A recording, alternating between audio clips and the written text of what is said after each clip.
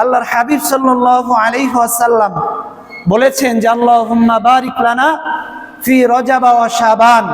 আয় আল্লাহ, আপনি দুইটা মাস আমাকে কি করেন? বারাকা দান করেন। ওয়াবাল্লিগনা রমাদান। এরপরে বললেন যে আয় আল্লাহ, আপনি আমার হায়াতটা রমজান পর্যন্ত বৃদ্ধি করে দেন। আপনি যেহেতু 10টা মাস 9টা মাস হায়াত দিয়েছেন, 11টা মাস আপনি আমাকে হায়াত দিয়েছেন। এই টাইমে শেষ পর্যায়ে এসে আমার হায়াত যদি না থাকে, তাহলে আমার হায়াতটা কি করে দেন? বৃদ্ধি করে দেন। আমাকে এখনই নিয়ে যান না। বুঝতে পেরেছেন? এই জন্য আল্লাহ তাআলার কাছে আরবি শুধু বলতে হবে বিষয়টা তা না। আপনার মনের যে ভাষা আছে, আপনি যে ভাষা বোঝেন, যেই ভাষা দিয়ে আল্লাহ রাব্বুল আলামিনের কাছে নিজের মনের যে একটা আকুতি আছে, এগুলো প্রকাশ করতে পারেন। আপনি কি চাচ্ছেন আল্লাহ তাআলার কাছে? আরবিতে বললেন, কিন্তু আরবির ওয়ার্ডগুলো, স্পেলিংগুলো রাইট হলো না, ভুল হলো, ওটা আল্লাহ তাআলা কি করবে না? অ্যাকসেপ্ট করবে না। এই জন্য আপনি আপনার মনের ভাষায় আল্লাহ রাব্বুল আলামিনের কাছে কি করবেন? দোয়া করবেন আরবিতে। হ্যাঁ, রাসূলের যে শিখানো দোয়া আছে ওগুলো করলে বেটার, যেহেতু রাসূল করেছেন, এই জন্য আপনাকে ওই ওয়েতে। কিন্তু রাসূল যেই আরবি ওয়ার্ডগুলো ইউজ করেছেন, এর বাংলা যে মিনিংগুলো আছে, এই মিনিংগুলো তো আপনি বলতে পারবেন। এই মিনিংগুলো বাংলা ট্রান্সলেট করে বাংলা ভাষায়, যদি রাসূল আরবিতে করেছেন, আপনি বাংলা ট্রান্সলেট করে আল্লাহ রাব্বুল আলামিনের কাছে কি করতেছেন? দোয়া করতেছেন। এটাই কিন্তু আল্লাহ রাব্বুল আলামিন আপনার আকুতিটা, আপনার যে প্রার্থনাটা, এটা কিন্তু আল্লাহ তাআলা কি করবে? কবুল করবে। আপনি আরবি জানেন না, ছোটকালে থেকে শেখেন নাই, আপনার আরবি ওয়ার্ড উচ্চারণ করতে গেলে দেখা যায় যে যেটা অর্থ, তার বিপরীত অর্থ দাঁড়িয়েছে। এতে করে আল্লাহ তাআলা কি হয়ে যান? বেজার হয়ে যান। আল্লাহ তাআলা অপছন্দ করেন। আল্লাহ তাআলা বলেন যে গোলাম, তোকে আমি যেই সামর্থ্য দিয়েছি, ওই সামর্থ্য অনুযায়ী তুমি আমার কি করো? প্রশংসা করো, আমার ইবাদত করো। আল্লাহ তাআলা তো বলেন নাই সারা রাত তাহাজ্জুদ নামাজ পড়তে বলেছেন? রাসূল বলেছেন? বলেন নাই। আল্লাহ তাআলা সারা রাত ইবাদত করতে বলেন নাই, সারা দিন নামাজ পড়তে বলেন নাই। 5 ওয়াক্ত মাত্র। আমরা যদি ফরজ নামাজ দিকে লক্ষ্য করি, 5 ওয়াক্ত ফরজ নামাজ, তাই না? আমরা যদি একবার তারতিলের সাথেও পড়ি, হাইস্ট আমার কয় মিনিট সময় লাগবে? 25 থেকে 30 মিনিট সময় লাগবে। যদি আমি রিল্যাক্সেও পড়ি, ফজরে 2 রাকাত নামাজ একবারে তারতিলের সাথে যদি আমি পড়ি, তারপরে আমার 25 থেকে 30 মিনিট সময় লাগবে। দেখেন, আল্লাহ তাআলা তো পারতেন যে একবারে সন্ধ্যা থেকে মাগরিব পর্যন্ত যে নামাজে দাঁড়িয়ে থাকো, তাহলে আমরা এটা সহ্য করতে পারতাম? পূর্ববর্তী মানুষদের যে রোজার বিধান ছিল, আমাদের রোজার বিধানটা ভিন্ন। আমাদের প্রতি আল্লাহ তাআলা ইহসান করেছেন, অনুগ্রহ করেছেন। এই জন্য আল্লাহর হাবিব সাল্লাল্লাহু আলাইহি ওয়াসাল্লাম বলেন যে তুমি এখন থেকেই কি নাও? প্রিপারেশন নাও, 2 মাস আগে থেকেই, যে তুমি রমজান মাসে কোন ইবাদতগুলো করবে, কোন কাজগুলো করবে। তোমার পরিবার চালাইতে গিয়ে যেন তোমার ইবাদতের কোনো ঘাটতি না হয়, ইবাদতের কোনো কমতি না হয়। তোমার পরিবার তো তোমার দায়িত্বে, কিন্তু আল্লাহ তাআলার ইবাদতও প্রত্যেকের দায়িত্বে। এক্সট্রা অর্ডিনারি আমাদের জন্য, তাই না? এক্সট্রা দায়িত্ব আছে যে আমাদের বাবা যারা আছে, পরিবার দেখাশোনার, পরিবারও দেখতে হবে। এটাও আল্লাহ তাআলার একটা কি দায়িত্ব আপনাকে দিয়েছেন, যে আপনি সমাজের বাইরে পরিবার না দেখে আপনি বৈরাগীভাবে জীবনযাপন করবেন, এটা আল্লাহও পছন্দ করেন না, আল্লাহর হাবিবও কি করেন নাই? পছন্দ করেন নাই। রাসূলের পরিবার ছিল না? রাসূল কি তার পরিবার দেখান নাই, দেখাশোনা করেন নাই? করেছেন। এই জন্য আল্লাহ রাব্বুল আলামিনের কাছে আমরা এই মাসে দোয়া করব, আয় আল্লাহ, রজব এবং শাবান মাসে আপনি আমাদের কি করেন? বারাকা দান করেন, এবং রমজান পর্যন্ত আমার হায়াতটা কি করে দেন? বৃদ্ধি করে দেন। সর্বপ্রথম আমরা এই দোয়াটা করব রমজান প্রাপ্তির জন্য। করবো তো ইনশাআল্লাহ? পারেন না সবাই? আল্লাহুম্মা বারিক লানা ফি রজব ওয়া শাবান ওয়া বাল্লিগনা রমাদান। আয় আল্লাহ, আপনি রজব এবং শাবান মাসে আমাদের কি দান করেন? বারাকা দান করেন, এবং রমজান পর্যন্ত আমার হায়াতটা কি করে দেন? বৃদ্ধি করে দেন। এই দোয়াটা আমরা মনে মনে কি করব? আরবি না জানলে বাংলায় বলার চেষ্টা করব। 2 নাম্বার হচ্ছে যে রোজা প্রিপারেশন ফর রমাদান, রমজানের প্রস্তুতির জন্য আমাদের নামাজ, ইসলামের দ্বিতীয় স্তম্ভ কি? নামাজ, তাই না? নামাজ আমরা পারি কিনা? নামাজের বিধিবিধান সম্পর্কে আমরা কতটুকু জানি? আপনি 11টা মাস যা করেছেন এগুলো ফেলে দেন, আপনি সহিশুদ্ধভাবে নামাজ আদায় করতে পারেন কিনা? নামাজের হুকুম হাকাম, যে হাকামগুলো আছে, আরকানগুলো আছে, আপনি এগুলো জানেন কিনা? আল্লাহ রাসূল বলেন, আস-সালাতু ইমাদুদ্দিন, দিনের খুঁটি হচ্ছে নামাজ। যার নামাজ ঠিক তার সব ঠিক, যার নামাজে গলদ তার প্রত্যেকটা খুঁটিতে গলদ, প্রত্যেকটা কাজে গলদ। এই জন্য প্রিয় ভাইরা আমার, যারা নামাজ সহিশুদ্ধভাবে জানেন না, বিশেষ করে ফরজ নামাজ আমরা কামাই দিই, তাই না? কামাই দেই। ফাওয়াইলুল লিল মুসাল্লিন, যে দুর্ভোগ নামাজীদের জন্য আছে, নামাজ পড়লে হবে না, তাদের জন্য কি আছে? দুর্ভোগ আছে, তাদের জন্য ব্যর্থতা। সূরাতুল মাউনে বলছে যে ফাওয়াইলুল লিল মুসাল্লিন, যে মুসল্লি যারা আছে, যারা সালাত আদায় করে, তাদের জন্য হচ্ছে দুর্ভোগ। তারা নামাজকে গুরুত্ব দেয় না, খুশু খুজুর সাথে নামাজ আদায় করে, নামাজ পড়তে জানে না। এই জন্য যে কিভাবে নামাজ আদায় করতে হবে, ঠিক আছে, সহিশুদ্ধভাবে, এটা চেষ্টাও করে না। এই জন্য প্রিয় ভাইরা আমার, এই যে নামাজ আমরা যারা পারি না, আপনি সেজদার তাসবিহ পারেন না, রুকুর তাসবিহগুলো সহিশুদ্ধভাবে পারেন না, আপনাকে জেনে নিতে হবে কিভাবে রুকু করতে হবে, কিভাবে সেজদা করতে হবে, কি দরুদ শরীফ পড়তে হবে, দোয়া মাসুরা পড়তে হবে, আত্তাহিয়াতু সহিশুদ্ধভাবে পড়তে হবে। এগুলো আপনি কি করতে পারেন না, জানেন না। আপনি 11টা মাস আপনি অবহেলা করেছেন, আপনি অবহেলা করেছেন। কিন্তু একটা মাস, যেই মাস 1000 মাসের চাইতেও কি শ্রেষ্ঠ, এই মাসের এত প্রতিদান, আল্লাহ রাব্বুল আলামিন এই মাসে প্রতিদানকে গাণিতিক হারে বৃদ্ধি করেন না, জ্যামিতিক হারে বৃদ্ধি করে দেন। সুবহানাল্লাহ। এখন এই মাসেই যদি আপনার নামাজ না হয়, রুকু সেজদা জানেন না, এরপরে সেজদার তাসবিহগুলো আপনি সহিশুদ্ধভাবে পারেন না, তাহলে আল্লাহর দরবারে কবুল হবে? আমরা আশা করতে পারি না তখন আর। এই জন্য যে বিশেষ করে ফরজ নামাজে আমরা যারা তরক করি নামাজ, এটা তো ফরজ বিধান, এটা কোনোভাবেই কি করা যাবে না, ছেড়ে দেওয়া যাবে না। তারপরেও আমরা হেলায় ফেলায় কি করি, যে আল্লাহ রাব্বুল আলামিন আমাদের কি করে দিবেন, মাফ করে দিবেন, তাই না? এই জন্য আমরা ছেড়ে দেই, গাফলতি, শয়তানের ধোঁকায় পড়ে।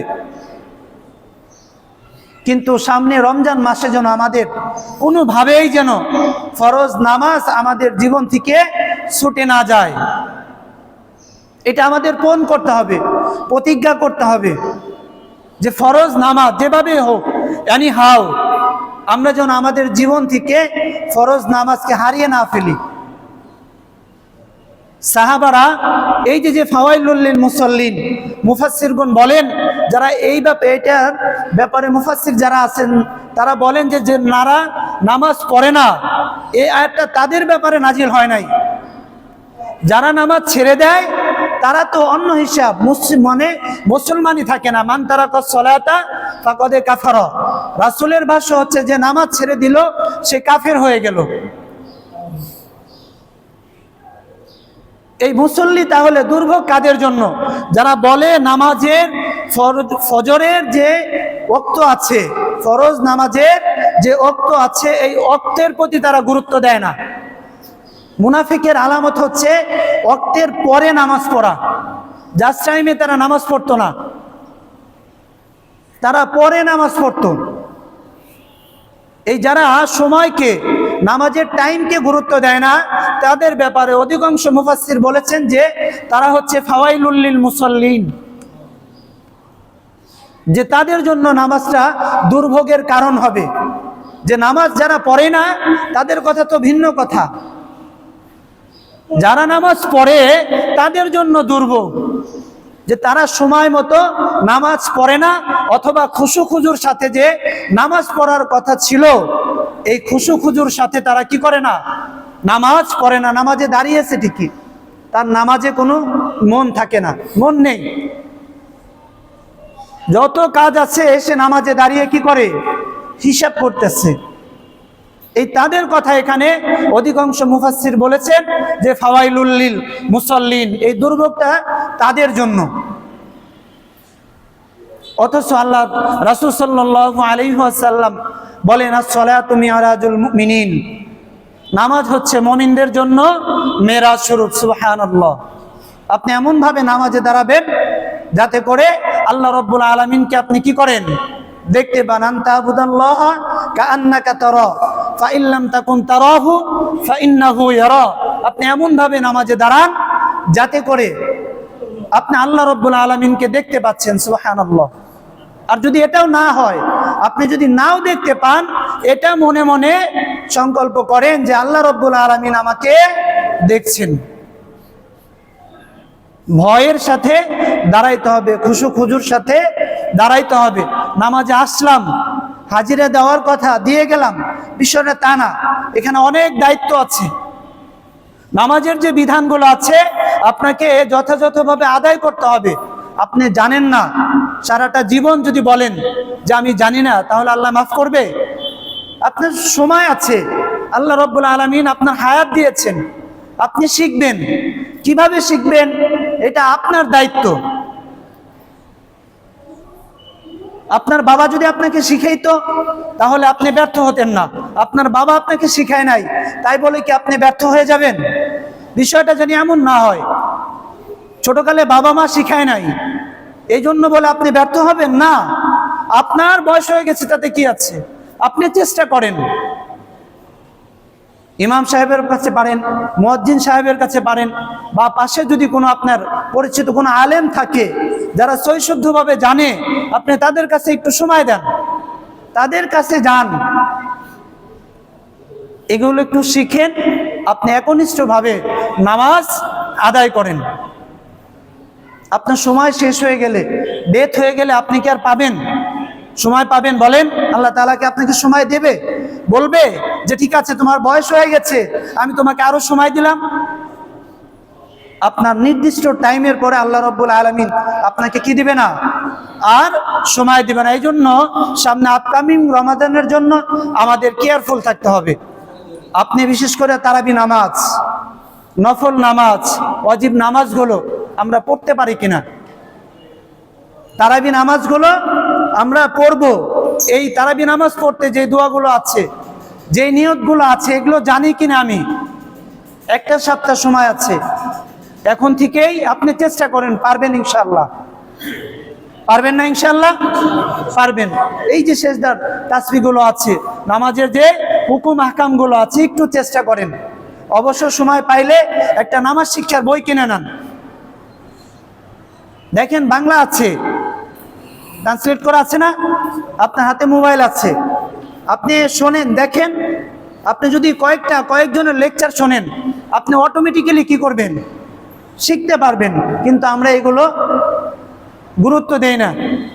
আপনি যদি গুরুত্ব না দেন, রমজান মাসও আপনাকে কি দিবে না, গুরুত্ব দেবে না। এই জন্য 2 নাম্বার হচ্ছে আমরা নামাজের প্রতি কি দিব, গুরুত্ব দেওয়ার চেষ্টা করবো ইনশাআল্লাহ। আল্লাহ তাআলা যেন তৌফিক দেন। 3 নাম্বার হচ্ছে যে রোজা সম্পর্কে, আমরা যে রোজাটা রাখবো, রোজার বিধিবিধানকে আমরা জানি কিনা, রোজা ভঙ্গের কারণগুলো আমরা জানি কিনা, কি কাজ করলে রোজা ভেঙে যাবে, কি কাজ করলে রোজাগুলো মাকরুহ হবে। আপনি তো রাখবেন, আপনি প্রথম রোজাই এমন কাজ করলেন, ইমাম সাহেব বলল এই রোজার কারণে তো রোজা ভেঙে গেছে, আপনি আফসোস করবেন না? বলেন তো। আপনি কিন্তু জানেন না, কিন্তু আগেই যদি আপনি জানেন, আপনি 11টা মাস, আপনি 11 মাস আগে আপনি সিয়াম পালন করেছেন, এর কারণ, রোজা ভঙ্গের কারণগুলো আপনি ভুলে গেছেন, তাই না? আর ভুলে যাওয়াটাই স্বাভাবিক। আপনি যদি এক সপ্তাহ আগে থেকেই একটু প্রিপারেশন নেন, তাহলে কিন্তু আপনি সতর্ক হতে পারবেন না, বলেন? এই জন্য যে রোজার যে বিধিবিধানগুলো আছে, হুকুম আহকামগুলো আছে, আপনি ফরজ রোজা আপনি কি করবেন? আদায় করবেন। as-sawmu li wa ana ajzi bihi, কোনো বিধান নাই, এমন একটা বিধান আপনি দেখাতে পারবেন না যে বিধানটার প্রতিদান আল্লাহ রাব্বুল আলামিন নিজে হাতে দিবেন। সুবহানাল্লাহ। অনলি ফর রোজা, একমাত্র রোজা আল্লাহ রাব্বুল আলামিন বলেন যে আমি নিজে হাতে দিব। অন্য বর্ণনা এসেছে রোজার প্রতিদান আমি স্বয়ং আল্লাহ রাব্বুল আলামিন। সুবহানাল্লাহ। স্বয়ং আল্লাহ তাআলা নিজে। আপনি নামাজ পড়েছেন, কোনো হাদিস নাই আল্লাহ তাআলা আপনাকে নিজ হাতে কি দিবেন? প্রতিদান দিবেন। অথবা আল্লাহ তাআলা বলেন নাই এই নামাজের প্রতিদান আমি স্বয়ং আল্লাহ রাব্বুল আলামিন। নো, কোনো হাদিসে আপনি পাবেন না। কিন্তু রোজা এমন একটা বিধান, রোজা এমন একটা বিধান যেই বিধানের প্রতিদান আল্লাহ রাব্বুল আলামিন স্বয়ং নিজ হাতে বান্দার হাতে সুপর্দ করবে। সুবহানাল্লাহ। আমলনামাগুলো, তাহলে এই প্রতিদান আমরা পেতে চাই না সবাই? এখন পাওয়ার জন্য এর বিধিবিধানগুলো তো আমাদের জানতে হবে। বিধিবিধানগুলো আমাদের জানতে হবে যে কি কি কাজ করলে রোজাগুলো ভেঙে যাবে, রোজা রেখে কি কি কাজ করা যাবে না, এই বিষয়গুলো আমাদের পরিহার করতে হবে। এখনই যদি না জানেন, আপনি প্রথম রোজা থেকে যদি আপনি জানতে শুরু করেন, তাহলে কিন্তু অলরেডি একটা রোজা কি হয়ে যাবে। আর যদি একটা রোজা কোনো কারণে মাকরু অথবা ভেঙে যায়, তাহলে রোজার যে একটা ফজিলত, ওখান থেকে কিন্তু আপনি কি পাবেন? মাহরুম হয়ে যাবেন। যে পরিপূর্ণ যেই ফজিলত আছে ওটা কিন্তু আপনার আমল নামায় জমা হবে না, কারণ আপনি এখানে কমতি করেছেন, ঘাটতি রেখেছেন। আমি যদি কাজে ঘাটতি করি, আমার মালিক পরিপূর্ণ বেতন আমাকে দেবে না, এটা আমরা প্রত্যাশাও করি না। আমি কাজে ফাঁকি দিব, আবার আমার বেতন আমি পরিপূর্ণভাবে নেব, এটা মালিকও পছন্দ করে না, কেউ পছন্দ করে না, স্বয়ং আল্লাহ রাব্বুল আলামিনও পছন্দ করে না।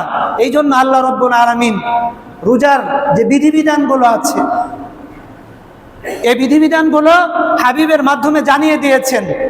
আল্লাহ চাইলে শুধু বলতে পারেন যে সারাদিন না খেয়ে থাকবে, শুধু না খেয়ে থাকার নাম রোজা না, এটা আমাকে আপনাকে বুঝতে হবে। সারাদিন উপোস করলাম, এটার নাম কি রোজা? এটার নাম তো রোজা নয়। আপনি খেয়ে আছেন নাকি না খেয়ে আছেন এটা কেউ দেখছেন? বলেন, কেউ দেখতেছে? কেউ তো দেখে না। আপনি ঘরে বসেও খাইতে পারেন, কিন্তু আপনি কি করেন না, খান না। এই না খেয়ে থাকার নাম শুধু রোজা নয়। রোজার যে হুকুম আহকামগুলো আছে, বিধিবিধানগুলো আছে, সামষ্টিকভাবে আপনাকে কি করতে হবে? আদায় করতে হবে। যে বিধিবিধানগুলো আছে এগুলো আমাকে আপনাকে মানতে হবে, তারপরে আপনি রোজার প্রতিদান পাবেন। এই জন্য একটা সপ্তাহ সময় আছে। প্রিয় ভাইরা আমার, যারা এখনো রোজার হুকুম আহকাম সম্পর্কে, বিধিবিধান সম্পর্কে জানেন না, স্টাডি করেন নাই, আজ থেকেই বাসায় গিয়ে একটু দেখবেন যে কি কি কাজ করলে রোজাগুলো ভেঙে যাবে। খতিব সাহেবের আশায় না থেকে আপনি নিজে অয়েল ইউর ওন মেশিন, নিজের চয়কার তেল দেন। আপনি প্রতিদান করলে আল্লাহ রাব্বুল আলামিন প্রতিদান আপনাকে দেবে, তাই না? কবে খতিব সাহেব বলবে? রোজার প্রথম রোজায়, সামনের শুক্রবারই যদি রোজা হয়ে যায়, আল্লাহ না করুক, হবে না। যদি হয় তাহলে ওই দিনের সকাল থেকে নিয়ে, ফজর থেকে নিয়ে এই জুমা নামাজের আগ পর্যন্ত এই টাইমটা তো আপনি মাহরুম হলেন রোজার বিধিবিধান সম্পর্কে, তাই না? এই জন্য কবে শুনেছেন না শুনেছেন, কে বলল না বলল, এর আশায় না থেকে আমাদের উচিত প্রত্যেকে যে আমরা রোজা রাখবো। ফরজ বিধান আল্লাহ রাব্বুল আলামিন আমাদেরকে যে একটা মাস রোজা রাখার নির্দেশনা দিয়েছেন, কিভাবে রোজা রাখবো আমরা, সেই রাখার কোয়ালিটি কেমন রাসূল শিখিয়েছেন, রাসূলের শিখানো পদ্ধতিতে আমরা কি করব? রোজা রাখবো ইনশাআল্লাহ। আল্লাহ তাআলা যেন আমাদেরকে তৌফিক দান। 4 নাম্বার প্রিপারেশন হচ্ছে আমাদের জাকাত।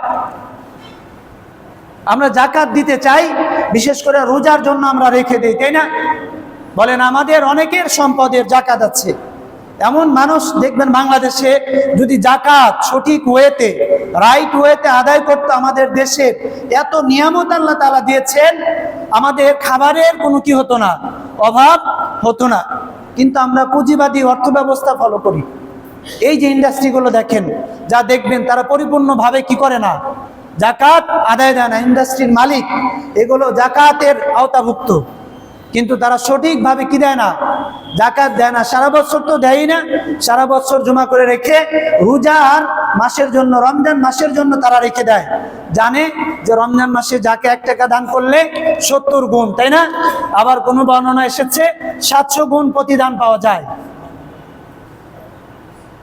আপনি জাকাত দিলেন না, মুফাসসিরগণ যারা আছেন, মুহাদ্দিসগণ যারা আছেন, বা ফকি যারা আছেন, তাদের মতামত হচ্ছে আপনি রমজান মাসে দিলে যে প্রতিদান পাবেন, আপনি যদি রমজানের কিছুদিন আগে দেন, আপনার গরিব একটা ভাই, সে রোজা রাখবে, ঠিক আছে, তার কোনো সামর্থ্য নাই, সে রোজা রাখতে পারবে কিন্তু তার ফিনান্সিয়াল প্রবলেম আছে।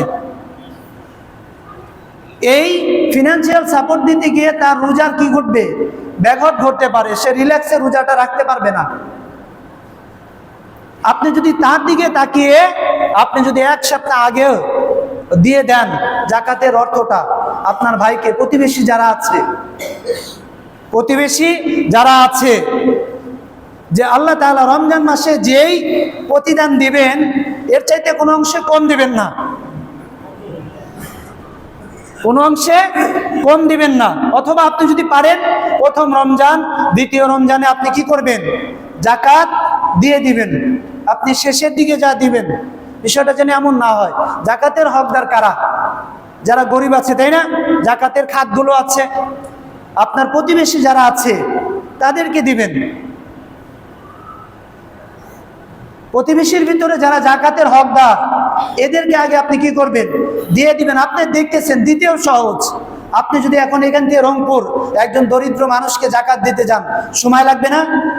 কিন্তু আপনার পাশের বাসায় কে আছে, জাকাতের সামর্থ্যযোগ্য ব্যক্তি আছে, জাকাত খেতে পারে, আপনি সে একটু ধার্মিক টাইপের, রোজা রাখতে চায়, আপনি যদি জাকাতের অর্থটা তাকে দিয়ে দেন, তাহলে সে নির্ভয়ে কি রাখতে পারবে, রোজাটা রাখতে পারবে। এই জন্য কোন কোন সম্পদের জাকাত দিতে হবে, জাকাত দিতে হয়, জাকাত দেওয়ার পরিমাণটা কতটুকু, এই বিষয়গুলো এখন থেকেই আমাদের কি করতে হবে, জেনে নিতে হবে। যাদের জাকাতের সম্পদ আছে, কতটুকু সম্পদ থাকলে জাকাত ফরজ হয়, কতটুকু মাসারিফুল জাকাত, এগুলো আমাদের আগে থেকে কি করতে হবে।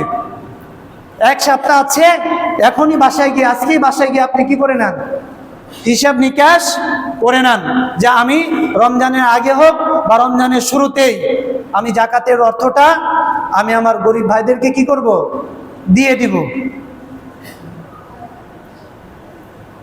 এই জন্য প্রিয় ভাইরা, যাদের জাকাতের সম্পদ দিতে চান, আপনারা যদি দেন তাহলে দেখা যায় যে ডাবল আপনি প্রতিদান পাচ্ছেন। এখন তো দিয়ে দিতেছেন, এর একটা প্রতিদান আছে, রমজান মাসের প্রথমে দিতেছেন, রমজান মাসের প্রতিদান আছে, আবার আপনার ভাইকে দিলেন।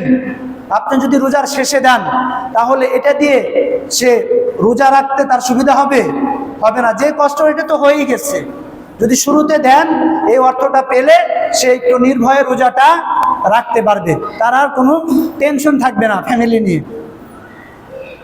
এই জন্য এখনই রোজার শুরুতেই যাদের সম্পদ আছে আমরা জাকাত দিয়ে দেওয়ার চেষ্টা করব ইনশাল্লাহ। দিব তো ইনশাল্লাহ, ইনশাল্লাহ। এরপরে 5 নাম্বার হচ্ছে, যেহেতু রমজান মাস কোরআন নাজিলের মাস, তাই না? আমরা কোরআন পারি তো ইনশাল্লাহ, সবাই পড়তে পারি? কে কে হাত তুলি তো ইনশাল্লাহ, ইনশাল্লাহ। আমরা কোরআন পড়তে যারা পারি তারা তো পড়বই, পারি না এমন কেউ নাই। আমরা অনেক ভাই হাত তুলিনি, বিষয়টা রং, এটা ভুল। আপনি কি সূরা ফাতিহা পারেন না? আরে পুরা সূরা ফাতিহার নির্দেশ হচ্ছে, কোরআনের নির্দেশ হচ্ছে সূরাতুল ফাতিহা, কথা বলেন, তাই না? কোরআনের নির্দেশ। আপনি কি সূরাতুল ফাতিহা জানেন না ভাই? জানেন না? আপনি কিন্তু কোরআন পড়তে জানেন, আপনি ভয় পান যে সূরা ফাতিহা জানি, সূরা নাস জানি, ফালাক জানি, নামাজ পড়ার জন্য আমি 10টা সূরা জানি, এগুলো কি কোরআনের অংশ না? কথা বলেন, কোরআনের অংশ না? তাহলে আপনি হাত কেন উঠাইলেন না? দেখছেন আমাদের থিঙ্কিং কোথায়? আমরা ভয় করি যে আমি তো পরিপূর্ণ কোরআন পড়তে পারি না। এটাই আল্লাহ তাআলা গ্রহণ করতে চান। এই যে ভয়, এটার নাম হচ্ছে তাকওয়া। আপনি কিছু জানেন, তারপরেও আপনি কি করেন নাই? হাত তোলেন নাই যে না আমি তো পরিপূর্ণ কোরআন পড়তে পারি না। এটার নাম হচ্ছে ভয়। আল্লাহ তাআলা এটা চান। এই জন্য আফসোসের কিছু নাই। একটা সূরা জানা মানে আপনিও কি কোরআন পড়তে পারেন, আপনিও জানেন, ভয়ের কিছু নাই তো। কিন্তু ভয় পেয়ে আপনি হাত উঠালেন না, এটার নাম হচ্ছে তাকওয়া। এই যে ভয় আল্লাহ তাআলার, আমি তো জানি না পরিপূর্ণ, এই ভয়টাই আল্লাহ তাআলা আপনার কাছে দেখতে চান। এর কারণে আল্লাহ তাআলা আপনাকে কোরআন শিখার কি করে দিবেন? ব্যবস্থা করে দিবেন। এই জন্য রমজান মাস আলোচনা করলে অনেক সময় লাগবে, আমার পয়েন্টগুলো আমি শেষ করতে পারবো না। প্রিয় ভাইরা আমার, রমজান মাসের যে সূরা দিয়ে আপনি নামাজ আদায় করবেন, সূরাগুলো জানেন, আমি জানি আপনি পারেন, তারপরে আরেকটু কি করবেন? প্র্যাকটিস করে নেবেন, যাতে করে রমজান মাস সম্পর্কে আপনার কি না হয়, কোনো ঘাটতি না হয়, নামাজে কোনো ঘাটতি না হয়। এই জন্য এখন থেকে আমরা কি করব? প্র্যাকটিস করে নিব। আর যারা পরিপূর্ণ কোরআন পড়তে সম্পূর্ণটা জানি না, আমরা চেষ্টা করব ইনশাআল্লাহ। করবো তো ইনশাআল্লাহ? আচ্ছা, 6 নম্বর হচ্ছে হালাল হারাম। হালাল হারাম সম্পর্কে আপনি ইফতার করবেন, রোজা রাখবেন, সারাটা দিন আপনি না খেয়ে থাকবেন, আপনার খাবারটা যেন হালাল হয়। আপনার অবৈধ ইনকাম আছে, ওটা এক জায়গায় রেখে দেন, ওটা দিয়ে আপনি কি করবেন না? রোজা রাখবেন না। আপনার হালাল ইনকাম কোনটা? ওটা আপনি যদি জমি বিক্রি করেও হয়, আপনি জমি বিক্রি করে হলেও হালাল টাকা দিয়ে আপনি কি করবেন? রোজা রাখবেন, ইফতার করবেন। আপনার যদি হালাল খাবার না হয়, আমরা অনেকে ইফতার করাবো, তাই না? অনেকে ইফতার করাবো। ইফতার করাইতে যে এই টাকাটা আমি ব্যয় করব, এই টাকাটাও যেন হারাম না হয়। আপনার ভাইয়ের রোজাগুলো আপনি কি করে দিবেন না? নষ্ট করে দিবেন না, আল্লাহ তাআলা কবুল করবে না। এক সাহাবী নামাজ আদায় করতেছিলেন, সিজদায় পড়ে কান্নাকাটি করতেছিলেন। রাসূল বলে এর দেশটাও নোংরা, অপবিত্র, এর যে খাবার খেয়ে এসে দোয়া করেছে সেই খাবারটাও কি? হারাম খাবার। আল্লাহ তাআলা এই ব্যক্তির দোয়া সিজদায় পড়ে আল্লাহর দরবারে কান্নাকাটি করলেও আল্লাহ তাআলা এই ব্যক্তির দোয়া কি করবে না? কবুল করবে না। এই জন্য প্রিয় ভাইরা আমার, আমরা হালাল হারাম বি কেয়ারফুল, আপনার খাবারটা যেন হারাম না হয়। আপনি যেই খাবারটা বাজার থেকে কিনে আনতেছেন, ওই খাবারটাও যেন কিনা হয়, হারাম না হয়। এ ব্যাপারেও আপনাকে কি করতে হবে? সতর্ক থাকতে হবে। আপনি হারাম খাবেন, আল্লাহ তাআলা আপনার দোয়া কি করবে না? কবুল করবে না, আপনার ইবাদত কবুল করবে না। এই জন্য যেখানেই আমরা যাব, কিন্তু আমরা জিজ্ঞেস করতে কি করি? কার্পণ্য করি। কিন্তু উচিত হচ্ছে, রাসূলের সুন্নাহ হচ্ছে, আমার ভাইয়ের বাড়িতে গেলে যদি কোনো ডাউট থাকে যে না তার অবৈধ ইনকাম আছে, তাহলে তাকে জিজ্ঞেস করে নেওয়া যে ভাই আমি যেই খাবারটা আমাকে খাওয়াইতেছেন এটা কি হালাল নাকি হারাম? আমরা কিন্তু মানি না। আমরা আলেম যারা আছি তারাও কিন্তু কি করি না? বলি না। কিন্তু আমরা মনে করি আমার ভাই যেটা খাওয়াইতেছে খাবারটা কি হালাল, আমরা এটা মনে করে খাই। কিন্তু রাসূলের সুন্নাহ হচ্ছে জিজ্ঞেস করা। একান্ত একাকী হলেও যে ভাই আমি আপনার বাসায় যাব, সারাদিন রোজা রেখেছি, আমি যে খাবারটা খাবো এই খাবারটা যেন কি হয়? হালাল হয়। সুবহানাল্লাহ। এই জন্য এর উপর আমল করতে পারবো তো ইনশাআল্লাহ? মনের এটা কষ্টের কিছু নাই, কষ্ট নিয়েন না, তাই না? কষ্ট নিন না। দাওয়াত খাওয়াবে না খাওয়াবে সেটা তো ডিফারেন্ট বিষয়। ইফতার করালে প্রতিদান আছে না? প্রতিদান তো আল্লাহ তাআলা আপনাকে দিবেনই। কিন্তু হালাল হারামের যে বিষয়টা এসেছে, আল্লাহ রাসূল বলেন যে না, হারামযুক্ত খাবার খেলে কি হবে না? আপনি মার্কেট থেকে খাবার কিনে আনতেছেন কেমিক্যাল যুক্ত, তাহলে দেখা যায় যে হবে না। আপনি বাজার থেকে একটা সাবান কিনে আনলেন, তাই না? আমরা যদি কেমিক্যাল যুক্ত সাবান হয়, এটা দিয়ে গোসল করলে আমার শরীরটা তো পবিত্র পানি দিয়ে গোসল করলে পবিত্র হবে না, কিন্তু আপনি সাবান নিলেন, শরীর তো সাবানটা যদি কোনো কেমিক্যাল যুক্ত থাকে, নাপাকযুক্ত জিনিস থাকে, তাহলে এতে করে আমাদের শরীরটা কি হয়ে যায়? নাপাক হয়ে যাবে না?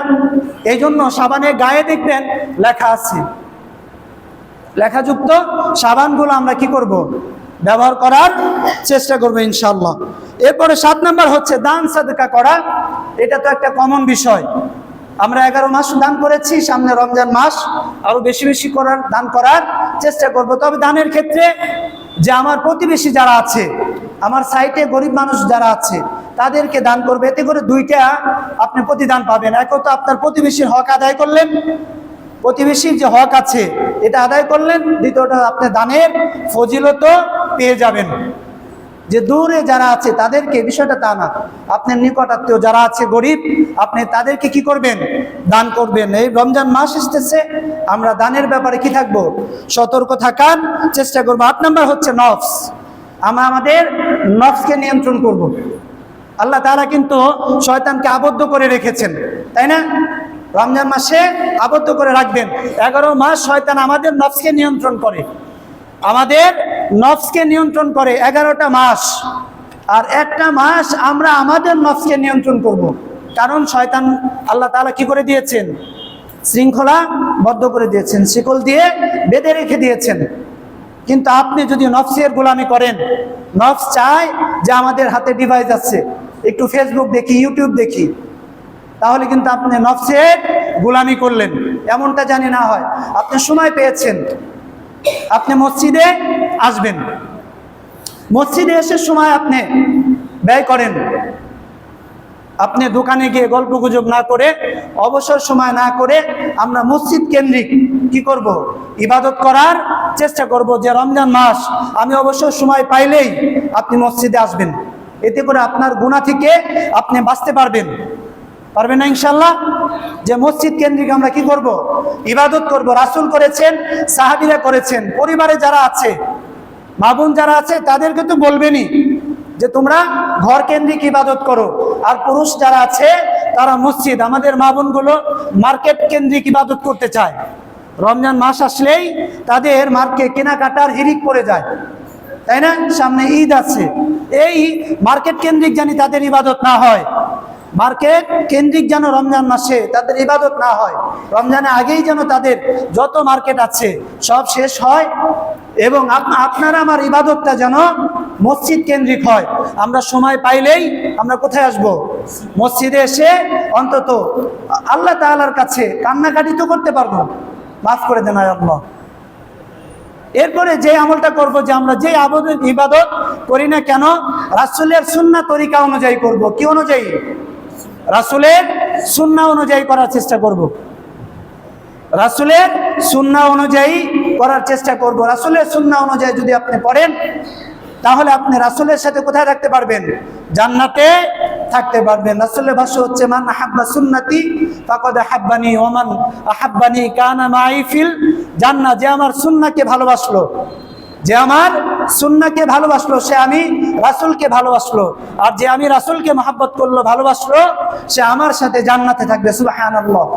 তাহলে এই যে রমজানের প্রস্তুতিগুলো, যে পয়েন্টগুলো আছে, এই পয়েন্টগুলো আমরা আমল করতে পারবো তো ইনশাআল্লাহ? আল্লাহ রাব্বুল আলামিন যেন আমাদেরকে রমজানের যে প্রিপারেশনগুলো আছে, এগুলো প্রস্তুতি নিয়ে প্রোডাক্টিভ ওয়েতে যেন আমরা রমজান মাস আদায় পালন করতে পারি। আল্লাহ রাব্বুল আলামিন যেন আমাদেরকে সেই তৌফিক দান করেন। আমিন। ওয়া আখির দাওয়ানা আনিল হামদুলিল্লাহি রাব্বিল আলামিন। যারা কাবলাল জুমা 4 রাকাত নামাজ